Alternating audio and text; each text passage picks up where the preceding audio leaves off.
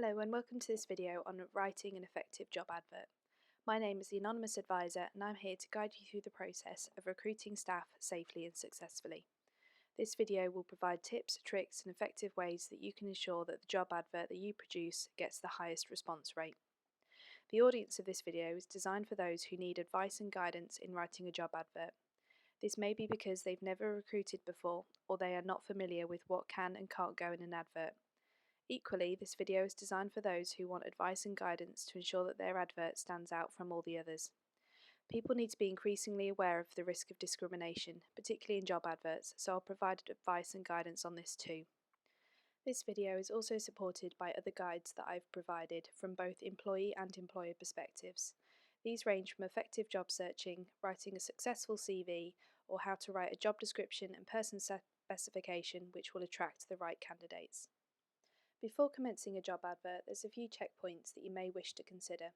Firstly, is the advert relevant? By this, I mean, is it linked to the job description and person specification of the role that you've produced?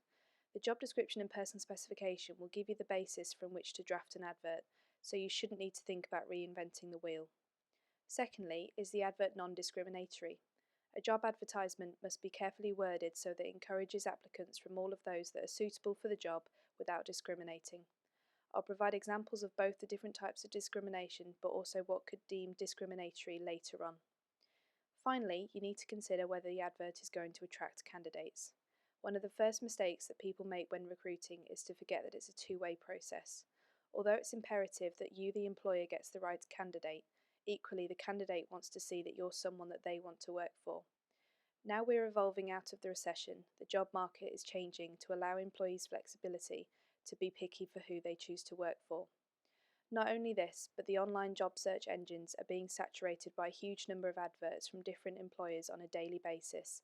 Therefore, your advert needs to attract them just as much as you want to ensure you have the right candidates. It may sound simple, but essentially the better the advert you produce, the higher quality of applicants who will apply. When checking if your advert is relevant or when drafting your advert for the first time, a good place to start is with your job description and person specification. A well thought out job description and person specification should provide an excellent summary of both the role but also the skills and qualities that you want your applicant to have. For further advice on writing job description and person specifications, please see later videos. It's important that the advert works in conjunction with this document and complements rather than contradicts it. For instance, it's useful to summarise the key responsibilities of the role within the job advert. However, you don't necessarily want to repeat verbatim what has already been written in the job description. As the job description and person specification will usually be included with the advert, I would try and rephrase some of the points that you're looking for more succinctly. You don't need to add lots of information to the advert. I would suggest including 3 to 5 points of responsibility that the candidate would be required to do in the role. The next tip you want to consider is how the advert is going to be used as an opportunity to elaborate on what you, the employer, is and does and how the work rolls within that. You're then adding context to the requirements of the role that are being set out in the JD and person specification, which adds value to the overall advert.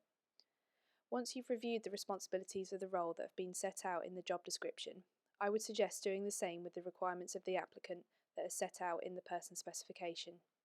Again, review those requirements. Are they realistic to the role? Ensure this first and then add another 3 to 5 points of the absolute essential traits that you need.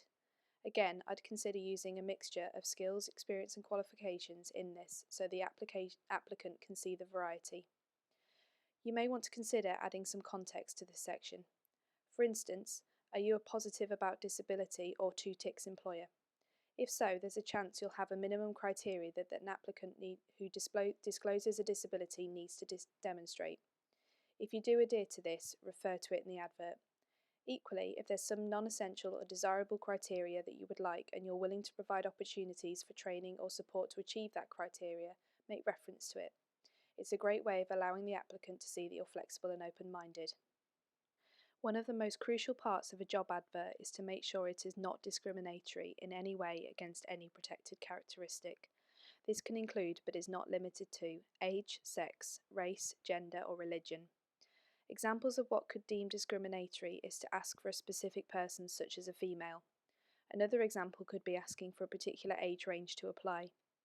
This can be done by either directly asking candidates within a certain age to apply, or indirectly by asking for a number of years' experience. This would be indirect discrimination against younger people who have not been working for long enough to achieve that amount of experience.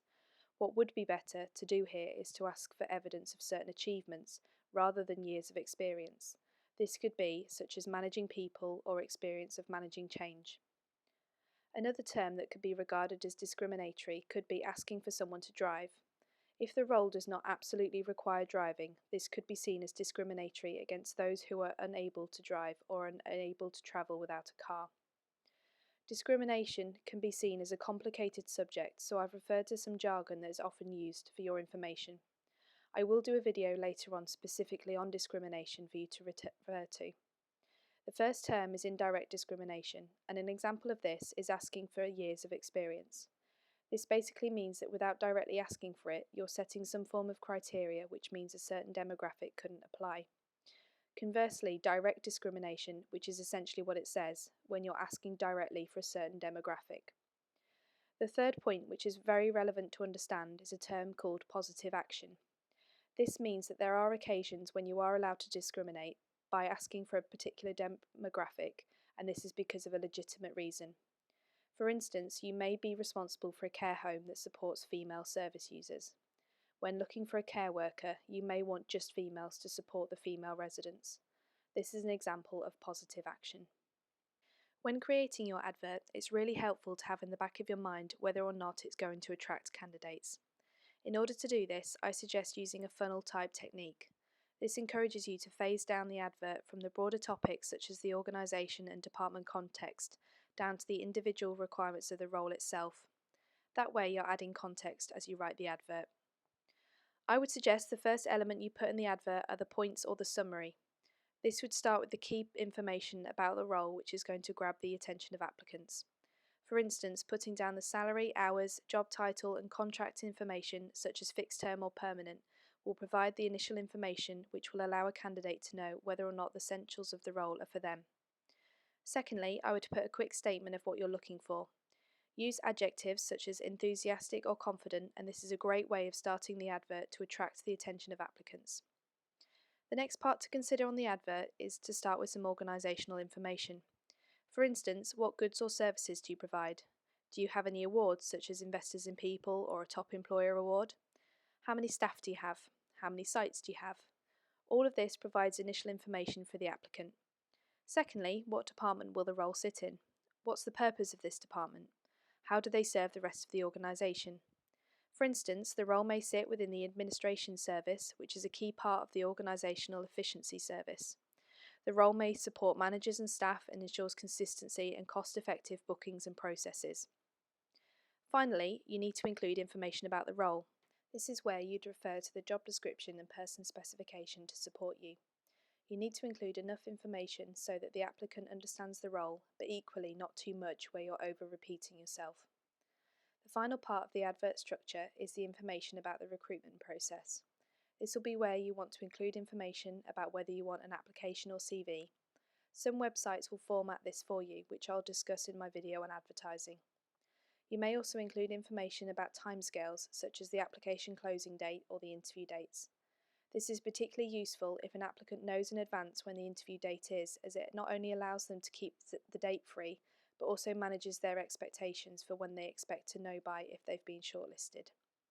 If you're a 2-ticks employer, you may also want to refer to it here.